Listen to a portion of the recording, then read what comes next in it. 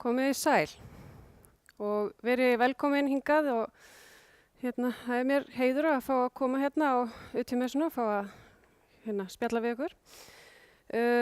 Og mér finnst sérstaklega gaman að fá að koma svona að tæknimessu og tala tilfinningar. En að sjálfsögðu með áherslu á upplýsingatækni. Svo ég kynni mig nú. Hæ, ég heiti Guðlaug, kölluð Lauga. En hver er nú þessi Lauga? Jú, hann reyndar sagði aðeins frá því, en ég er sem sagt útskrifuð sem tölvunarfræðingur frá Háskólanum í Reykjavík árið 2005. Byrjaði í sumarstarfi hjá Reiknistofu Bankana árið 2004 og svona færði mig svona milli staða, fór til Mentis og svona þar af leiðandi síðar til Teris.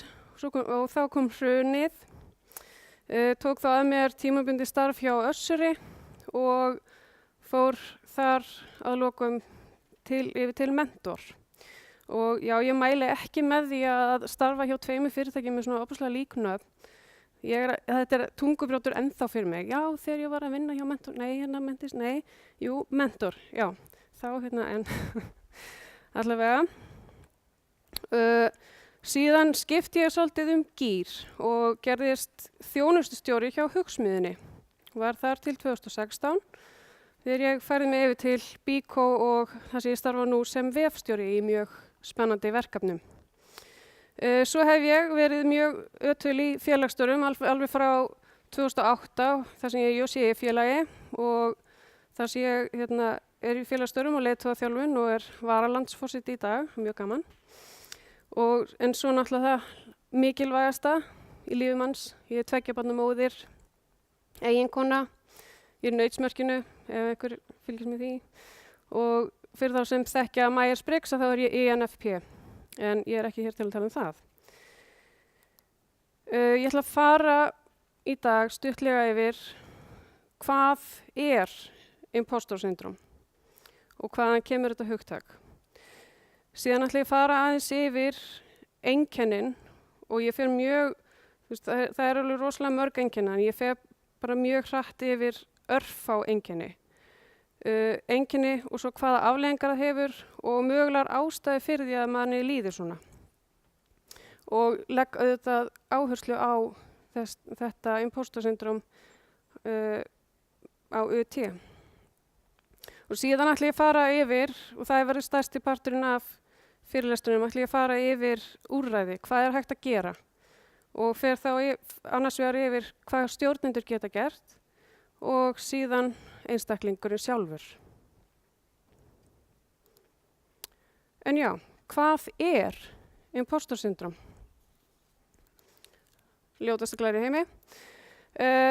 Þetta er í rauninni svona blekkingarheilkenni, það sem lýsir fólki sem getur ekki viðurkennt eigin árangur, þrátt fyrir sannanir að það sé að gera góða hluti.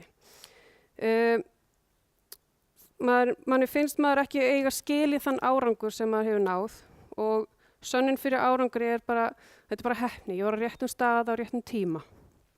Og manni líður eins og maður sé að blekkja aðra til þess að halda að þeir séu gáfaðri og hæfari en maður trúir sjálfur að maður sé. Og þegar mann er hrósað þá líður mann svolítið svona. Viðkomandi er annarkvort að ljúga eða hann bara er næs við mig. Ég veit ekki hvað hann tala. Þetta kemur upphaflega frá þessum 2 konum. Þær voru að vinna með konum sem voru í svona háum stöðum, svona high achieving og þær komust að því að þetta virtist vera algengt á meðal þeirra. Nafni kemur vegna þessar tilfinninga, manni líður eins og maður sé að blekkja aðra, manni líður eins og maður sé impostor. En eins og ég segi þær voru að rannsaka út frá konum en það getur hver sem er fundið fyrir þessum tilfinningum. Og hverjir geta fundið fyrir þessi tilfinningum. Hverjir eru með impostor syndrom? Hverjir geta verið með impostor syndrom? Allir í rauninni. Og bara allir sem að þú heldur að séu með þetta. Og bara svona örfá dæmi fólk sem að hefur komið fram og sagt frá því að það finni fyrir svona tilfinningum. Og í rauninni má leiða líkur að því að 70% af fólki hafi einhver tíman á ævinni fundið fyrir þessu. Það getur auðvitað verið mismikið og misstært, en 70% er alveg slatti. Og ef þú ert með svona hugsanir eða tilfinningar, þá er alveg góða líkur á að aðrir í kringu þig séu með svipaðar hugsanir og þú.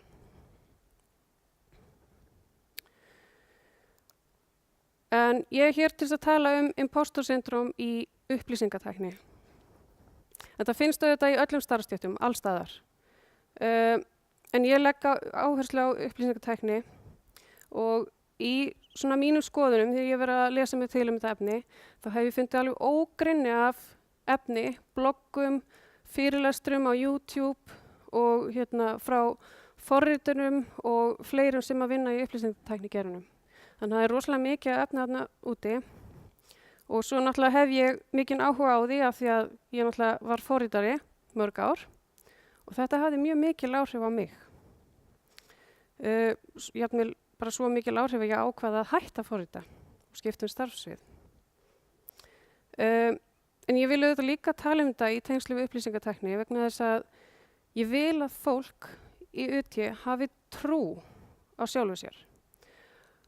Og að það nýti hæfileika sína og hafi trú á sjálfu sér til þess að koma hlutunum sínum á framfæri. Af því ég veit að þá opnast einhverja flóðgáttur og það kemur eitthvað stórkostlegt út úr því. Og með þessari þá, með þessu sjálfstrausti þá líka lokkar það annað fólk inn í geirann. Lokkar kannski fólk inn í námið. Og þeir sem eru í námi bara hreinlega haldast í námi. Maður hefur alveg heyrt að fólki sem dettur úr námi af því að heldur að það sé ekki hæft í þetta. Og svo náttúrulega hreinlega vegna þess að ég vil ekki að það fari fyrir fólki sem mér. Svo ég fari nú í einkennin. Hér nefni ég náttúrulega bara örfá einkenni. Það er hægt að vera með hann lista töluvert lengri. En fólki með impostor syndrom, það hættir til að biðja síður aðstoð ef að bara af ótta við að það komist upp í þau. Þau ættu nú að vita þetta. Og tekur líka frekar lengri tíma í að leysa vandamálið eða og fletta upp og lesa sér til í staðins einfallega að spyrja. Það þorir ekki að spyrja af því að þá kemst upp um það. Vinna síður með öðrum. Þetta er svona nokkurs konar spérhræðsla við að kannski vil ekki sýna kóðan sinn. Vil ekki sýna hvað maður er að gera. Þú gæti nú verið að gera það miklu betur. Þetta er svona einhver hræðsla. Og vilja kannski heldur ekki vera í peer-programming. Að vinna með öðrum saman í að forrita. Og ég hef alveg fundið mjög sterkt fyrir því sjálf að ef ég er með öðrum við tölvuskjáin að þá hef ég annarkvort leyft hinum að sitja og þá er ég meira að fylgjast með og kannski kem ég með eitthvað smá komment. Eða þá ef ég sitt við tölvuskjáin og er að kóða og þá leyfi ég hinum að leiða. En ég hef samt alveg fullt fram að færa, en ég bara kem ekki fram. Af því þetta er eitthvað svona spérhæðsla við að hann er miklu betri en ég. Sko. Og svo auðvitað að gera svolítið lítið úr sjálfum sér og sínum verkum og sínum afrekum. Svona algengt er að heyra, þetta er ekki nógu merkilegt til þess að koma framfyrir. Ég og ekkert erindi hingað. Það er einhver annar sem veit miklu meira þetta efni sem ætti miklu frekar að koma fram og vera hérna og tala þetta.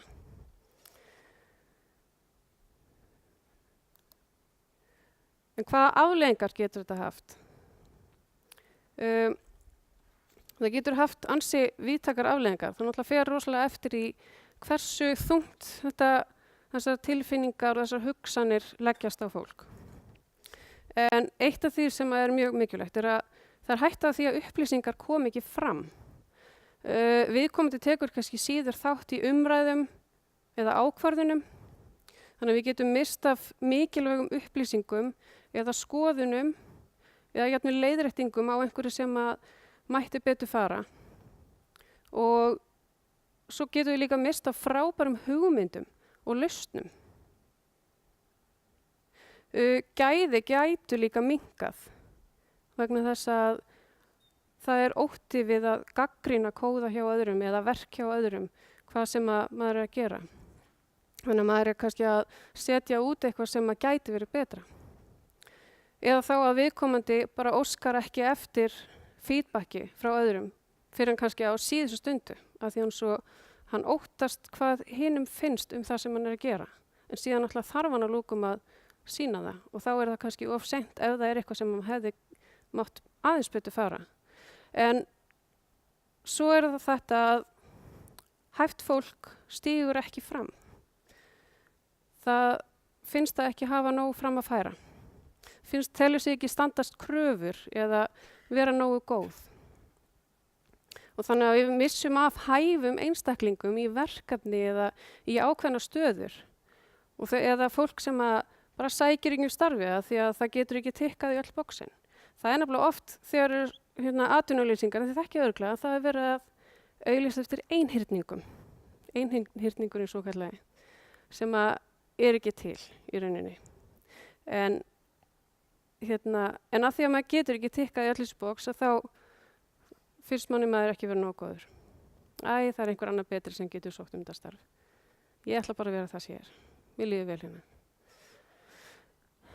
Svo er það auðvitað líka það að sumir kannski fara ekki í námið af því að telur sig ekki hæft. En samt eru þetta einstaklingar sem að hafa allt sem til þarf og jafnvel meira. Og ef við förum aðeins mjög stuttlega yfir ástæðunar fyrir því af hverju manni líður svona. Þetta er svona 3 hlutir sem að ég hef svona tekið fram og það er náttúrulega geta verið margar annar ástæður og auðvitað persónubundið. En eitt af því sem að ég tel, það eru stereotypur. Þú eða aðrir í kringu þig hafa myndað einhverja svona ákveðna hugmynd hvernig fólk í þessari stöðu ætti að vera, ætti að haga sér eða ætti að vita og ætti að gera. Og ef maður fellir ekki undir þessa mynd, að þá telur maður sig ekki nógu hæfan. Og svo kannski velja einhverju aðrir sem að er að leita sér á námi og finnst þetta spennandi, já ég passa ekkert inn í þennan hóp. Sko. Og svo er þetta tæknin, hröð þróun. Það er náttúrulega hröð þróun í þessum geira og sérstaklega á þessum tímum og það er náttúrulega bara exponential sko. Og mörgum finnst þau kannski þurfa að fylgja eftir öllu eða vita allt og það er bara ekki hægt. Setja óraunhæfar kröfur á sig og álasa svo sjálfum sér fyrir að vita ekki meira. Og svo, þetta er náttúrulega kannski svo litið sami punkturinn, það er náttúrulega frambóðið.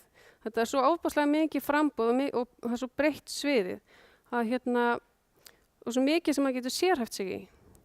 En þannig að maður verður svolítið að sætta sig við það að fylgja kannski ákveðna línu og þurfa að vera með grunna þekkingu á einhverjum sviðum. Það er ekki hægt að vera með djúpa þekkingu á öllu. Og svo þegar maður hittir einstakling sem með djúpa þekkingu hér og maður að bera sér sama við hann, það er ósanngjarnt. En þannig að maður þarf bara að vera svolítið sáttu við það að dýpka þekkinguna á ákveðnum sviðum, svo auðvitað ef maður vill dýpka þekkinguna hér þá verður maður að sætta sig við að í byrjun þá veit maður ekki eins mikið á hinnir. En það kemur.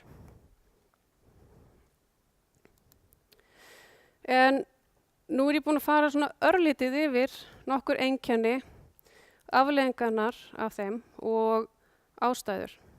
En það er ýmislegt hægt að gera til þess að vinna með þetta. Og ég ætla að fara fyrst yfir nokkur úrræði sem að stjórnendur geta farið yfir og síðan hvað einstaklingur getur gert sjálfur. Stjórnendur geta byrjað á því að hreinlega bara kynna hugtakið, kynna imposter syndrom. Hvað er þetta? Fyrir suma er nefnilega bara nóg að vita að þetta er til. Ó, já, ok, þessin er ég svona, ok, ekki mál. En að minnstu kosti það að vita að þetta er til, þá er hægt að byrja að vinna með þetta. Þá veit maður, getur maður svona tekið skrefið og veit hvert maður getur leitað. Og það sem stjórnendur getur náttúrulega gert er að vera með einhverja örfyrirlestra, benda á efni til að lesa eða fá fyrirlesara til að vera með kynningar. Og síðan getur hann líka kynnt innri gagnrýnandann. Þetta er bara röddin í hausnum á manni og sumir vita ekki að hún er þarna, en hún er þarna. Og þessi rödd er óslega leiðileg, hún er alltaf að gagnrýna mann og hún er oft mjög neikvæð. En með því að vita að hann er þarna og hvernig hann hugsar, þessi innri gagnrýnandi, þá er hægt að snúa honum yfir í eitthvað jákvætt. Þannig að hann segi, þetta er ekki mögulegt. Segi ekki það heldur, breytir maður því yfir í hvernig er þetta mögulegt. Síðan er það auðvitað að þekkja einkennin, að geta komið auga á einkennin hjá sínu starfsfólki. Maður getur komið staði með því að sjá þegar fólk hefur sig minna fram í, á fundum, á mannamótum, halda skoðunum fyrir sjálfa sig og eru mikið í því að afsaka sjálfa sig og verkið sín. Þrátt fyrir að það sé að koma brilljant efni frá þessu fólki, þá er samt alltaf að afsaka sig. En þetta getur auðvitað verið vandasamt. Sumir setja upp einhverja ákveðna grímu, jafnvel aðeins að átta sig á því sjálf. En með því að skoða hvaða einkenni geta verið til staðar, að þá er hægt að koma auga á það og jafnvel og fara svo að tala við viðkomandi. Og svo er hann kannski bara rosa mikill introvert og það er allt í góðu. En svo er það stuðningur á vinnustaðnum. Það er fyrir þá sem er að vinna í imposter syndrom hjá sér, þá er mikilvægt eða mjög gott að fá góðan stuðning. Þá líka getum yfirmaðurinn hjálpa til viðkomandi að ná hærri hæðum og svona finna hvert þau eru megnug. Þau geta passað upp á fundum og annar stað þar sem er verið að skoða efni eða taka ákvarðanir, passa að allir hafi rödd. Það sé ekki einhver eitt sem er dóminarar, heldur að passa að allir geti komið sínu skoðun á framfæri. Og skapa líka umhverfi sem er traust og það sem er gagnkvæm virðing. Og mögulega að leyfa fólki að leita sér aðstoðar ef það er komið svo langt, hvort sem það er hjá sálfræðing eða hjá markþjálfa, eða einfaldlega að koma sér í samband við annan aðila sem að deilir sömu reynslu eða svipari reynslu, helst jafningja eða jafnvel einhver sem maður lítur upp til. Og svo er það að gæta vinnuálagi, koma auga á það. Þetta er svolítið einkenni líka, vinnuálagið, sem er hægt að koma auga á. Sumir sem að þjást af imposter syndrom eiga til að taka mikið að sér. Finnst þið þurfa að hafa eitthvað til að sanna fyrir sjálfur sér og fyrir öðrum og þurfa að taka meira að sér til þess að gera meira en ætlast til að ræðum. Og þetta getur líka komið fram sem svona self-sabotage, að skemma fyrir sjálfur sér. Í staðins að lífa í ótta við að klúðra verkefni sem að maður ætti að ráða við, að þá tekur maður mikið af sér og ef það fyrir úrskeiðis þá ætti að kenna vinnuálaginu. Og þetta er svona, þetta getur verið, getur líka komið fram þannig að viðkomandi vinnur lengur, tekur vinnuna mikið með sér heim, af því hann er alltaf að vill skila einhverju fullkomnu frá sér. En til þess að ráða bót á þessu þá er náttúrulega mögulegt að setjast niður, fara saman yfir væntingarnar, setja raunhæf markmið og jafnvel stýra vinnuálaginu saman í einhver tíma. Þannig að sé ekki að taka of mikið að sér. Og þetta finnst mér líka æðislegt. Það er að gera meira úr afrekum, gera meira úr árangrinum. Það er algengt að það sé farið í verkefni sem er rosa keyrsla og svo er það búið og þá bara keyrt áfram og áfram og áfram í næsta og næsta og næsta verkefni. Það er ekki verið að staldra við og fagna eða skoða hvað máttu betur fara og hvað gerðum við vel. Það er mjög stressandi að vera í þessu að bara fara áfram og þá jafnvel fer maður í það að maður horfi bara á mistökin sem maður gerði síðast. Í staðinn fyrir að stoppa og skoða hvað maður gerði vel. Og svo líka tengt þessu að hvetja til þess að halda bara afrekaskrá. Að halda skrá utan afreki sín. Ekki bara tala þau, heldur skráðu niður, sjá svart á hvítu hvernig þetta er. Og svo er það auðvitað einstaklingurinn. Aðalatriðið er náttúrulega einstaklingurinn sjálfur vinni í þessu og hafi vilja til þess. Annars fer náttúrulega stuðningur stjórnenda svolítið fyrir lítið. Maður þarf svolítið að finna þetta hjá sjálfum sér, viðurkenna og sætta sig við það og vilja taka skrefið í að vinna í þessu. Og ef við förum yfir örfá dæmi hvað er hægt að gera, það er að tjá þig. Fyrir suma er þetta kannski svolítið ókveikjandi, en það er að tala þetta, skrifa. Ekkert endilega blogga fyrir aðra, bara skrifa fyrir sjálfa þig. Koma þessu blað, hvernig tilfinningarnar eru og komi röksemdir yfir af hverju þetta er ekki rétt. Hitta aðra einstaklinga eða hópa, skiptast á sögum, reynslu og þá kemst maður líka að því hvað þetta er algengt og þú ert ekki einn í heiminum með þessar tilfinningar.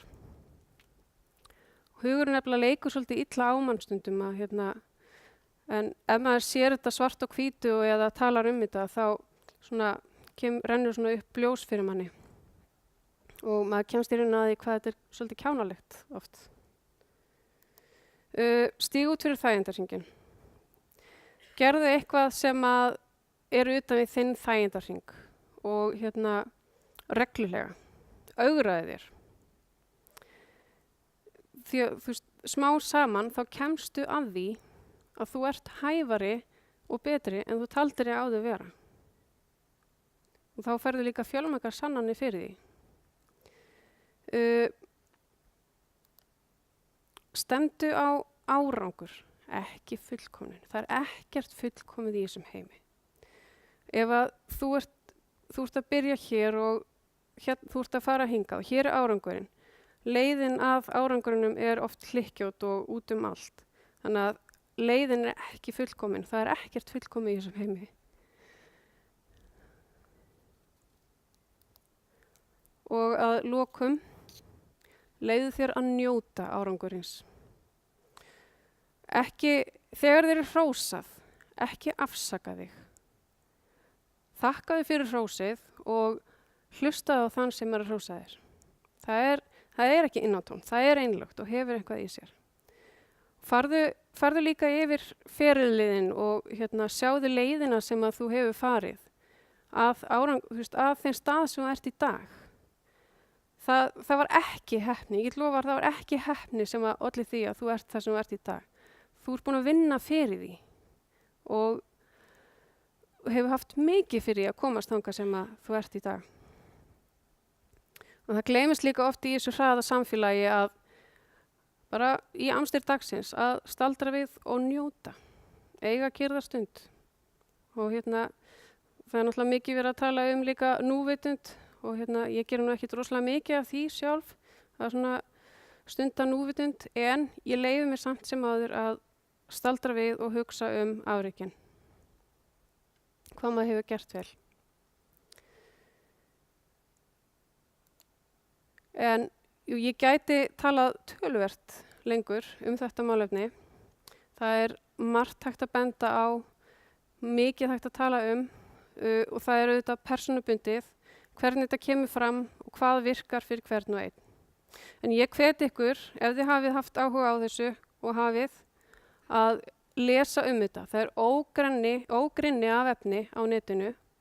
Það má líka hafa samband við mig og spyrja úti eða fá ábendingar efni. Og svo stofnaði ég Facebook-hóp. Það er reyndar ekki mjög stór og ekkert sérlega virkur eins og en ef það koma fleiri í hann þá verður það vonandi líflegri og gaman að skiptast á sögum. En er tími fyrir spurningar? Já. Spurningar úr sal?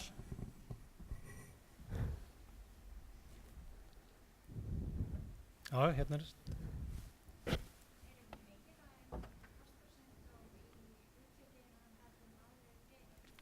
Er meira þetta í Já, er meira póstursyndrom í utikjörunum heldur en annars staðar. Eins og ég sagði, þetta er allstaðar.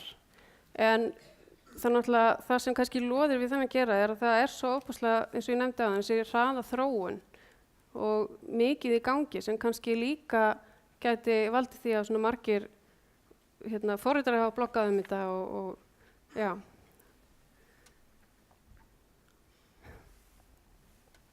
Vel. Já.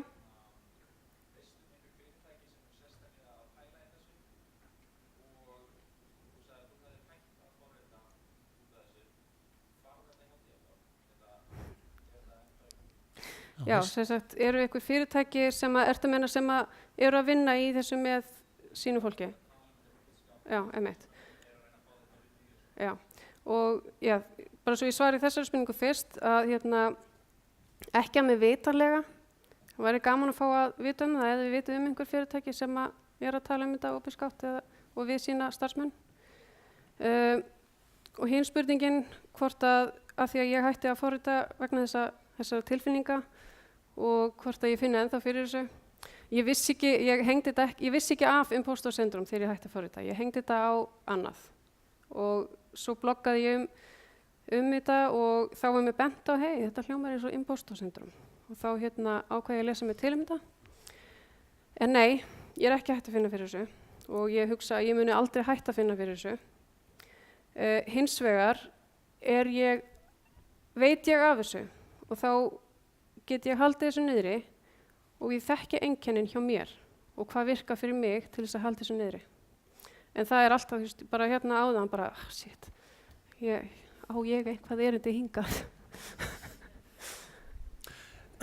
Já, ég meina 70% af okkur finnum fyrir þessu og ég get sagt fyrir sjálf mig, ég finn oft fyrir þessu.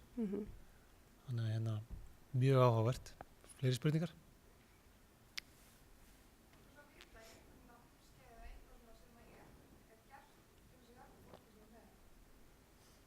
Ekki að mér vitanlega. Heyrðu allir spurninguna? Endur þetta? Já, það er sem sagt, eru einhverju námskeið sem eru til þess að hjálpa fólki sem finnur fyrir þessu tilfinningum. Ekki að mér vitanlega, ég veit ekki til þess og ég hef ekki verið að tala við sálfræðinga eða markþjálfa eða aðra aðila þetta sérstaklega. Það er svolítið stutt síðan ég byrjaði að kynna mér þetta. Ég heyrði af þessu fyrst 2013 og byrjaði þá að lesa og svo ákvað ég bara í fyrra að byrja að tala þetta á svona opinskátt. Ok, klukkan er orðin korter yfir. Ég held að þetta efni einu bara erindi inn í öll fyrirtæki og líka jafnvel skóla myndi ég nú segja. Bara hvar byrjar maður svona að vekja athygli á þessu því að sjálfsagt eru nú krakkarnir okkar líka að díla við þetta svona í skóla og annað slíkt. En bara takk kærlega fyrir áhugana fyrirlestur. Já, ég bara þakka kærlega fyrir mig og þakka áheyrnina. Takk.